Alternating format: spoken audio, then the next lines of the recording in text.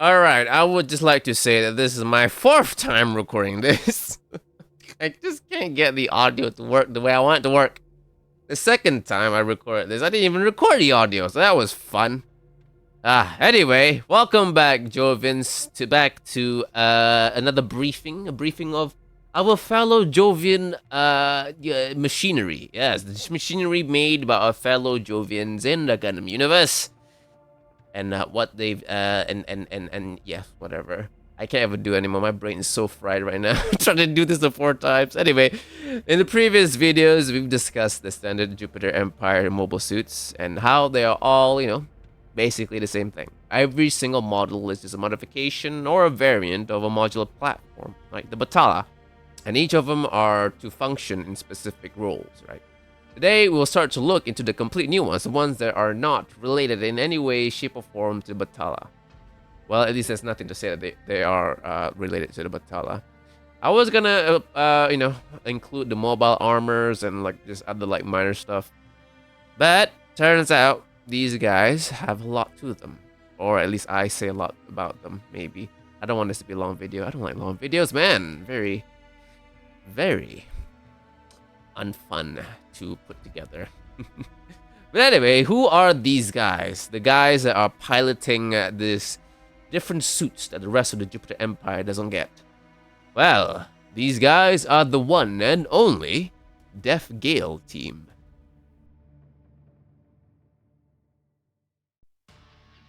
The Def Gale team was the Jupiter Empire's response to the Crossbone Vanguard. With how much of a thorn the pirates have become, the Empire formed a team to specifically hunt and destroy them. The team consists of 3 mobile suits that were specifically designed to counter the Crossbone Gundams that the pirates fielded.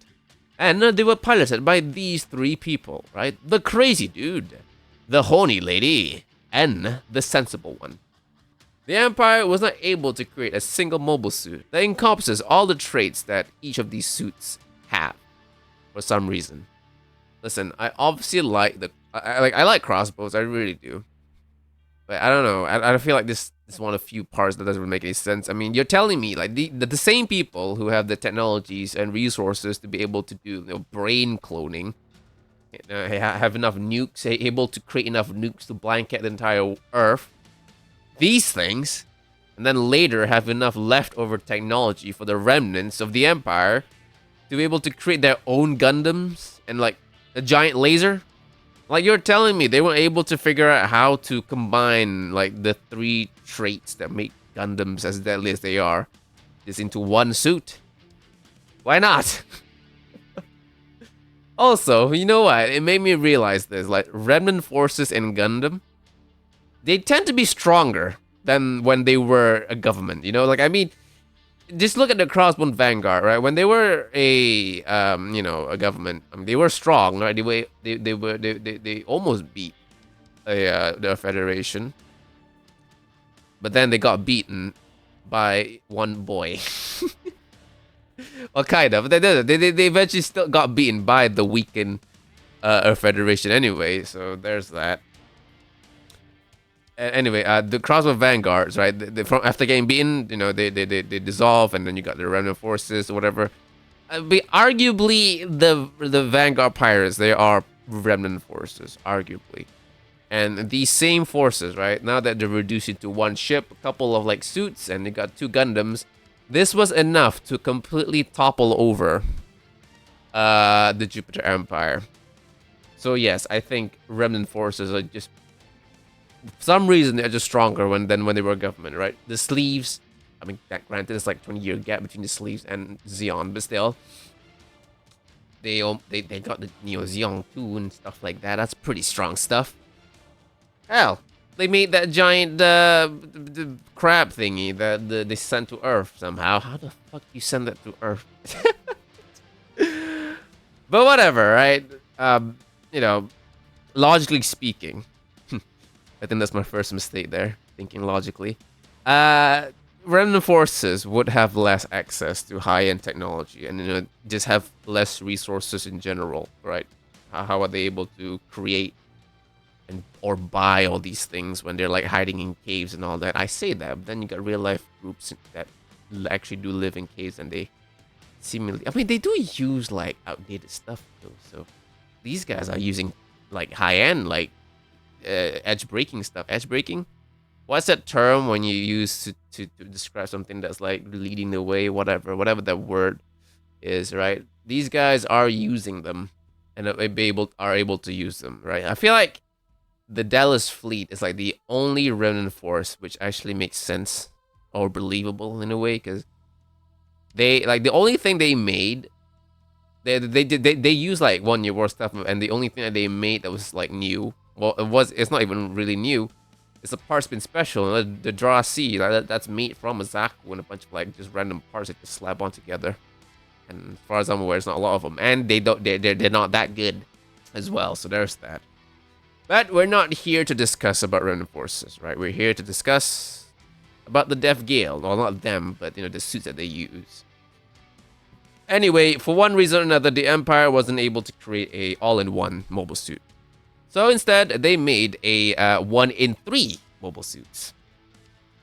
I don't know if that made any sense. The EMS-VSX line of mobile suits, right? Can't even begin to think what VSX means, if it means anything. Each of these 3 mobile suits specializes in one aspect, right? You got the first one, the Quavarze. This one's built for offense. Then you have the Abijo. This one's built for speed. And finally, you have the Tortuga, which is built for defense. Let's begin with the EMS-VSX1 Quavarze, the offensive one. I don't think Quavarze means anything. Quick Googling shows nothing, whether or not Quavarze is a Spanish word, so this is a made-up word, right?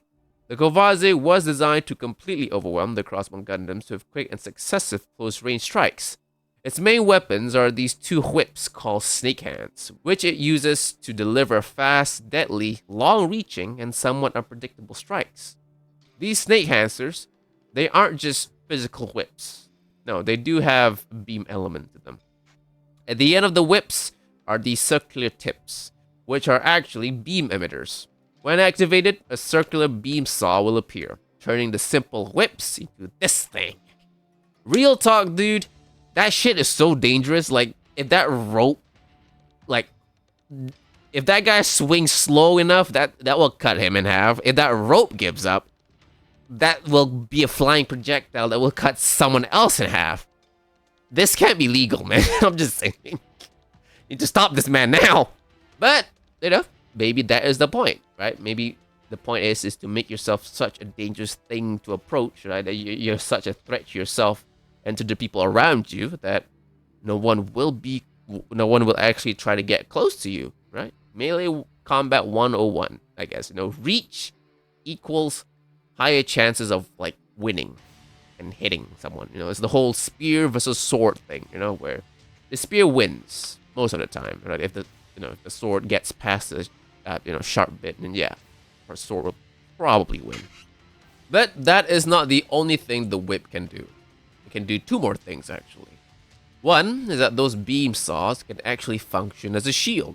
You combine them and they form a small shield that's probably very hard to use, because I don't know about you guys, but whipping something together, you know, to hit them at the right spot, at the right time, at the right distance at that, and also not to hit yourself in the process, sounds pretty suicidal to me. You could probably try this yourself. Like, you know, you can get some rope and then you can like tie a bottle, like a water-filled bottle at the end to be like weights, right?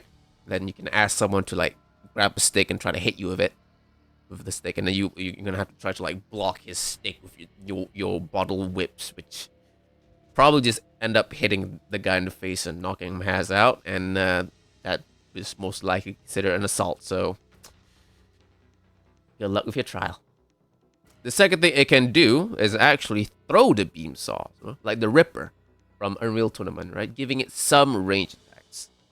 Speaking of range attacks, let's look at the head, which houses another weapon. But before that, let's just give it a quick look. The first thing I like to mention is that just like the Batala, it has a visor that can be flipped down. In fact, all the VSX mobile suits have the same feature. Maybe not the Abijo.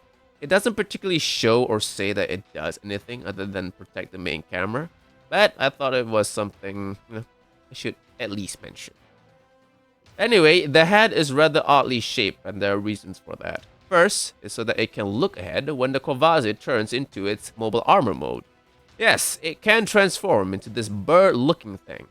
It flies around with a new thruster pack at the back, featuring a lot of thrusters. But the second reason it is shaped as so is that because in the head, right, in that cone part of the head, there's a mega particle cannon inside of it. This is the only proper range weapon this thing comes with, right? And they place it in a very weird spot. You gotta bend over to shoot in mobile suit mode, which is not the most ideal position to be in. Well, unless you're into that kind of stuff. Out of all the VSX mobile suits, the Quavarze is the only one that was mass-produced, with the EMS-VSX1 Quavarze mass production type. Since the Quavarze was the only VSX mobile suit to show the best capability to stand up against the Crossbone series, especially because the other two were only meant to support the Quavarze, it was selected to enter full-scale production, and it is to be fielded by the New Type Squadron. An actual, this might be like the actual New Type Squadron and not like the eye candy one that the Angel Diona, not the Diona pilots uses. Or maybe it is the same one, right? Maybe they scrapped the Diona, like and have this mass production Quavarze to slowly phase it out or something. No longer eye candy, but they're very. I mean, it's got whip, so some people are into that kind of stuff. The mass production type doesn't really differ that much from the original model. It only removed two systems to simplify it in quotation marks. The snake hand on the right was removed for a standard manipulator, which now carries a new beam gun to make the mobile suit less useless in range engagements. The other thing that they removed was the transformation system. The mass production version can't transform into the bird thing, right? It just retracts its leg like the Batala, then it enters a cruising mode. The mass production type isn't the only legacy of the Quavarze though. Parts of it, mainly the snake hand, were used to modify a Vishna Gaina, or Gina, 2, which I think is a very funny name, and the Cornix, but those are for a later time. If they added this thing in GBO2, I think this would be a solid general. Solid as in, solidly general, not solid good. I don't know if it'd be any good, but it'd be a general, I think. A general with a melee bias, like the Efreet. That's a general with a melee bias. Why not raid, you may ask? Well, I think that's for the next one.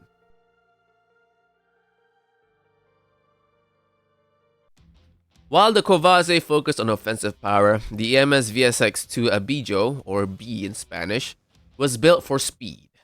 The overall build was kept small and light, and honestly, compared to the other two, the Abijo is pretty simple actually.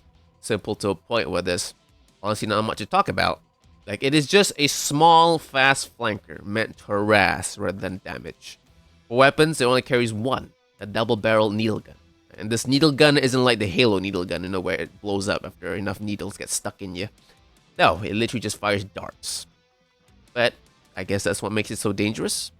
After you see it fire its gun and it hit you, and you're like, oh, it's just metal bits. No, it's not my armor can tank it.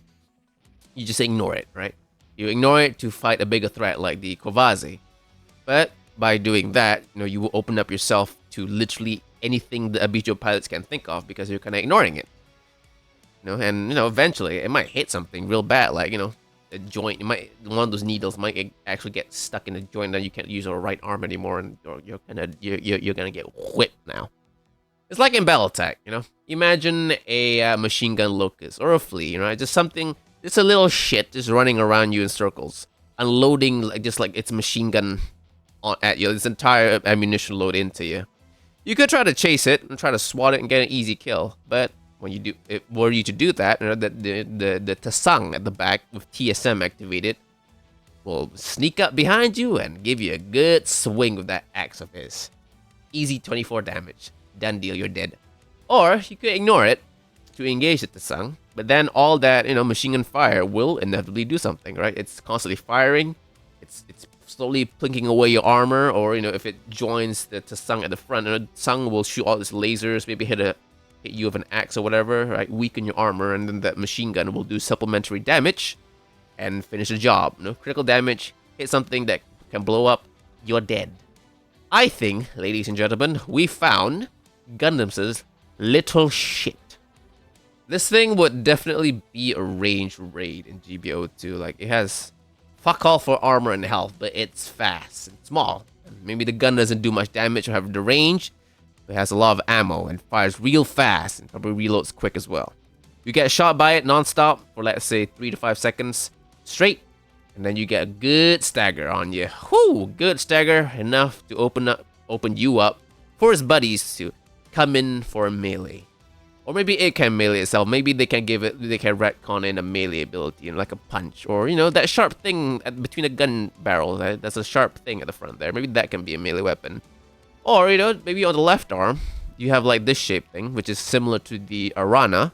Maybe that could be a beam sword, because on the Arana, that little thing sticking on the shoulder there, that is a beam sword. Speaking of the Arana, the Abijo may have been maybe like the prototype, or like maybe it just inspired the Arana, right? Maybe the Arana is the improved and mass production version of the Abijo. I mean, just look at them. They're small. They have the same height. They're very fast. They have fuck up. I mean, I think the Arana is probably a lot more deadlier than the Abijo. But they got like the same idea as how and what the thinking behind them is, right? Now they do come together later on into the Arana Abijo, right? But it's basically just Abijo's head, and it was shoved onto an Arana's torso, and they also then welded on like 2 beam cannons on the side, which a lot more dangerous than needles, I would say. Next up, the next and final one is the EMS-VSX3 Tortuga, or Turtle. This one is 100% a support, were it to be in GBO2. We have offense with the Quavarze, we have speed with the Abijo, so to complete the trifecta, we would need defense, and the Tortuga embodies that. This big boy lives up to his name. It is unbelievably slow, but hard to kill. Its defining feature is the rear shell, which is a giant shield emitter, capable of blocking almost anything thrown at it. In battle, were the Quavarze to be overwhelmed, the Tortuga will step between them and activate its shield and shoot from it to break up the fight, allowing the Quavarze to collect itself, reassess, and then go back at it. Yes, the shield thing can shoot. See those spikes there? Those are beam guns. Those aren't just spikes that you can ram to something. You probably could ram to someone and probably still function maybe. But no, they're mainly beam guns that kind of shoot out just to spook people away, or maybe absolutely kill them, because beam guns are pretty dangerous. I can already see like the attack animation for this thing in GBO2, right? When you click the attack button, when you use supports in GBO2, right? When you fire, there's usually like a little second that they bring out the weapon or whatever. So that 1 second where they bring out the weapon will be this thing turning around. We'll turn it around and then it will like shoot like a shotgun laser thingy. But anyway, if somehow, some way the shield was bypassed and the thick armor was also breached, that will not be the end of it. No, instead it will be the end of you. Placed throughout the body are these emitters that will release a special gas in the event of an armor breach. This gas will then harden, trapping anything that was attached to it, say an arm of an enemy mobile suit that managed to get a swing in. With you now stuck, you will then be proceeded to be pummeled to death by those giant spinning hammer hands. A moving giant shield does sound useful, but maybe it's not as practical as I think it is. Or maybe it's just too expensive, because it's literally a giant shield at the back of mobile suit. Not only you gotta think about making the suit mobile, but you gotta give it enough power, a big enough reactor to be able to make a giant shield. That may be extremely expensive. So they didn't make more of these, right? Whatever the case is, the Tortuga is the only VSX to not have any successor models, whether it be actual, like the Quavarze MP type, or potential ones with the Abijo and the Arana.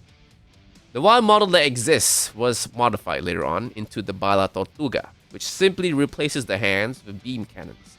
At least with these beam cannons, it can at least provide accurate support fire while it's like, just sitting in the back somewhere. Because, before, you need to turn around and just pray to God that you actually hit something. And also not hit your own buddy. Because, I don't know about you guys, shooting a weapon from behind you when you're not even looking where you're aiming doesn't seem like a very smart idea. It does look like he's got a missile launcher on the shoulder there, but I couldn't find out. I couldn't find like a panel, like a manga panel or anything that says that that's a missile launcher or anything. So it could be anything really. But that is for this week, my fellow Jovians. Again, I thought I was be able to include more stuff, but the Deaf Gale team has well, I spoke a bit about them, didn't I? we'll go through all the other stuff later on, in at least to keep the series going, I guess. I would not do one big video. I don't like editing. What do you call that? Long videos, because they're not fun. I don't have time for that, man. That is for this week's briefing, my pilots. Thanks for watching. Hope you learned something. If you like to pilot one of these things, right? Potentially, right? Maybe the Gundam Jupiter Empire will send some over, because we are also fellow Jovians, yes. If you want to pilot one of these things or any of the Jovian suits, then please do consider joining the fleet by clicking the sub button. You click that button and you're instantly in the suit. We'll shove you in a mech, and then you can fight on and potentially get one of these things. But if you're not brave enough to join the fleet or just military in general, it is understandable. You have to put your life on the line, which, with all the luxuries we have right now, it doesn't seem like a fun thing to do. Also, the military tends to be a very abusive place. But don't worry, the Jupiter fleet, we don't abuse our pilots. No, we treat them like gods, the gods and goddesses that they are. We are all gods and goddesses, right? We're heroes and heroines of the Jupiter Empire. No, we're not the Jupiter. We're the Jupiter Colony. The Jupiter Colony! And, yes, we treat our heroes as heroes they are. But anyway, if you're not willing to join the military, then maybe you can just leave a like. Or just leave a comment.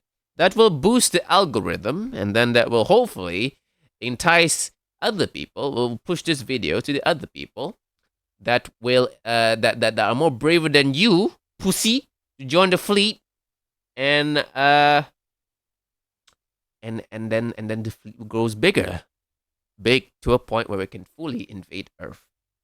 Fucking Earthnoids. To all the fallen pilots, we honor them in my personal graveyard, known as my Discord channel. Yes, yeah, I got a Discord channel. We talk there occasionally. But I mostly post memes there, memes I steal. They're funny memes. I think they're funny, at least. I also stream my training sessions. My training sessions, where I train on the many simulators we have over here in Jupiter, right? And then I try to learn, right? Try to become a better pilot from these simulators. And, maybe you can also become a better pilot too, by watching me, learning from my mistakes, from my non-mistakes. I'm not sure what's the opposite of a mistake? I don't know. We didn't cover that in the education system. We only cover in shooting Earthnoids, because fuck them. You can join that over here or on Twitch if you prefer Twitch. We can play noises and stuff. You can play Mambo. Wanna like Mambo? Uma Musume? You can play her. You can click a button and she'll appear on screen. I don't play Uma Musume. I just know the memes. I just know Mambo. Glory to Jupiter Colony, glory to our fleet and all its pilots and all of my fellow Jovians. Take care. Keep up the good fight. Fuck those Earthnoids. I'd kill them. Destroy them all. But remember, as you fight them, that please do not get injured, and most importantly, do not die.